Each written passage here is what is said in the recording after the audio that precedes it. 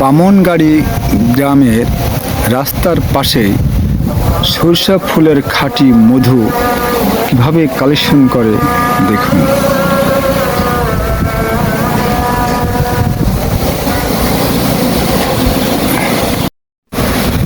বামনগাড়ি গ্রামে খাঁটি সরিষা ফুলের মধু সংগ্রহ করছে। আর চলুন আমরা মধু সংগ্রহকারীর সঙ্গে কথা বলি।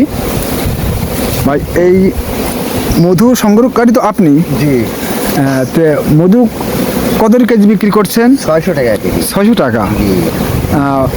প্রতিদিন কতটুকু করে মধু সংগ্রহ করছেন? প্রতিদিন হয় না, এক সপ্তাহ পর পর। এক সপ্তাহ পর পর? এক সপ্তাহ পর পর কতটুকু? পর পর আপনার দেখা যাচ্ছে যে হয়তো 2 মণ হয়, 50 কেজি, 60 কেজি। তো এই যে আপনি 600 টাকা কেজি বিক্রি করছেন, তো এটি একটু কম টম হয়? না, কম টম করা যায় না। কম টম করা যায় না, একই দাম। হ্যাঁ জি। প্রিয় দর্শক, 600 টাকা কেজি মধু। আপনাদের খাঁটি মধুর যদি প্রয়োজন হয় আপনারা বামনগাড়ি গ্রামে চলে আসবেন।